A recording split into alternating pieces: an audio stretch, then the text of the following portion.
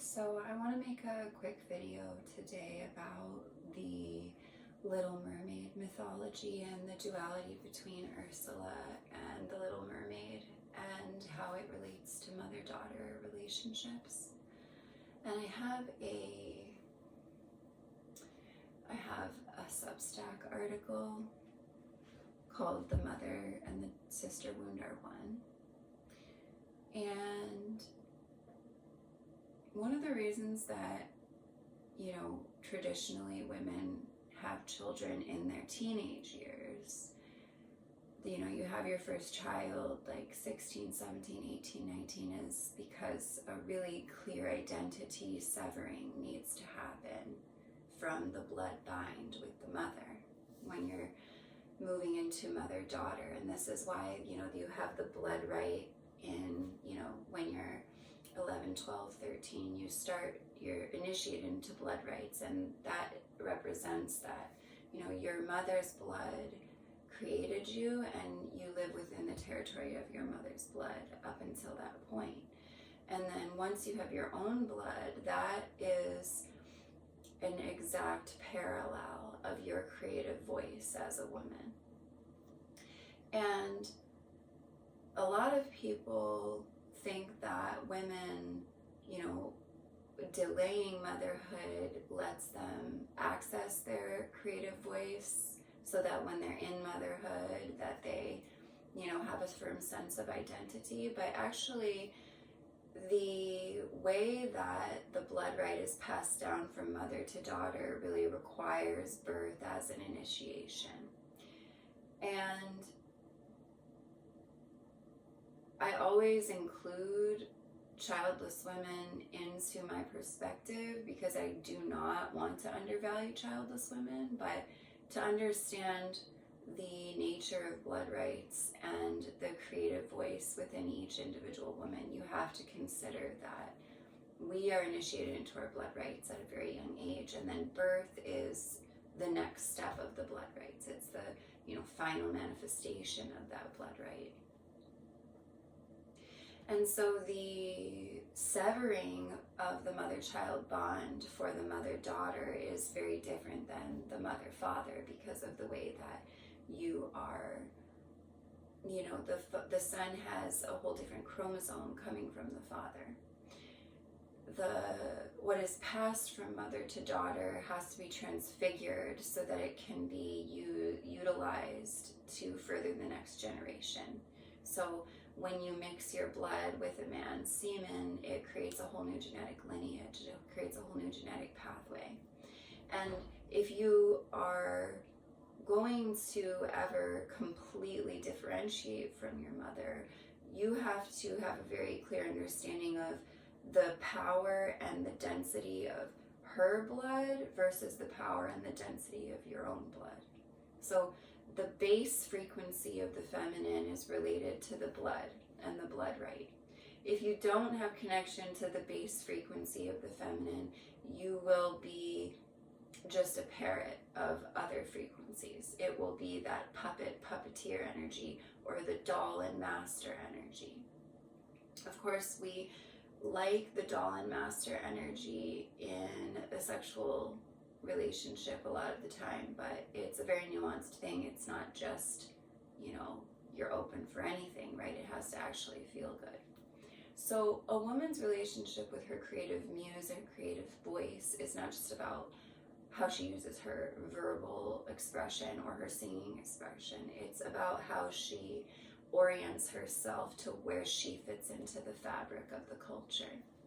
So a woman who is unable to access her own base frequency is not connected fully to her blood rights, and her birthright.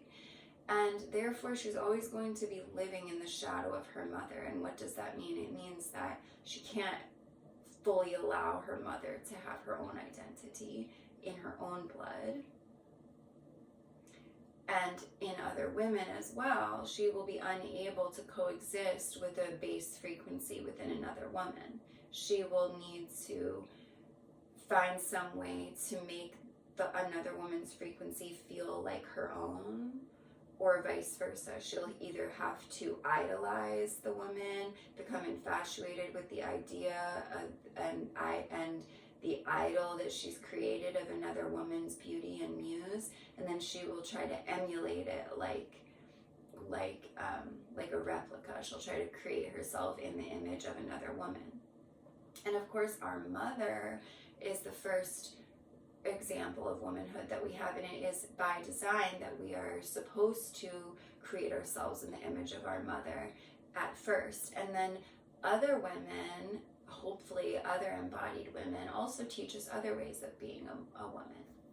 And then when we are in, sister peer-to-peer relationships, you'll notice that, she has a different type of beauty than I do.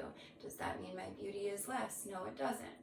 And then there's also the issue of the fact that there is an objective golden mean precision of each individual woman's beauty. So sometimes when another woman is embodying her beauty in a more precise and symmetrical way than you are, you might want to, try to create yourself in the image of her. That's not going to work, okay? So what you really have to do is you have to recognize that whenever you are unable to access the base frequency of your womanhood through the intensity of your own blood right and the way that your blood literally drips from your body, in the same way that your mother's blood created you that way, you're always going to be in a state of that Ursula Little Mermaid energy where one woman steals the voice of another woman. And you're playing into that as the Little Mermaid aspect by being vulnerable, being innocent, being an immature, childlike version of yourself, or childish version of yourself, I should say. A version of yourself that is vulnerable to idolizing another person above yourself. So the Ursula energy is related to the toxic mother because, it starts as this honeypot, like sweet talking energy where you're being lured into a situation because you're getting nurturing, you're getting nourishment from the woman. She's giving you positive feedback. She's giving you tokens of possibility. She's energizing you, and you are plugging yourself into her as the way that a child plugs themselves into a mother. That's a beautiful dynamic in a sisterhood where it's mutual and it's reciprocated, and there's not a hierarchy going on, where you can recognize, regardless of the age of this woman could be 12 years old. You can still receive nourishment and power and be empowered by her presence, the same way you can be empowered by an elderly woman's presence. Her individual womanhood is going to be informed by her own personal muse. If you are around other women who are able to coexist with the muses in other women, then that's great. When you're not able to coexist with the muses of other women, you will idolize the other woman. You will you'll get into power plays. You will be in a situation where you're unable to access the personal frequency because the other woman is acting as a mother frequency to you. So at some point, a mother, like for most of history, a mother would be having her last child as her first daughter would be having her first or second child. And in that state, it's like both women need holding as vulnerable mothers, and the relationship should become more sisterly, right? But we have this prolonged childhood now where we're not initiated into our blood rights, we're not initiated into our birth rights, and so we never really differentiate from our mother's identity. And it's just when you're attuning yourself to the frequency, the vibration of what your individual muse as an individual woman expresses as. If your mother's energy is still dominating you, whether it's actively happening or you're allowing it to happen, you will be unable to access your orientation in the fabric of your community, because you will always be in a relationship where you're looking for a mommy, you're looking to be mommied. And women should mother each other. Women need to mother each other. But when those Cancer energies are unchecked, they become a literal Cancer, because they need you to need them. They need you to need them to reinforce their identity. And you will never fully differentiate yourself if you are stuck in that dynamic with another woman. But it's very tricky, because we do need mothering from each other, and we can't just throw the baby out with the bathwater. You can't just throw that need out. And if you're unmothered, you're going to need to be mothered by other women, and we all are, and we all need that. So it's a very complicated dynamic. But what I want to say is that each woman has her own individual voice, and there are no two women that are the same.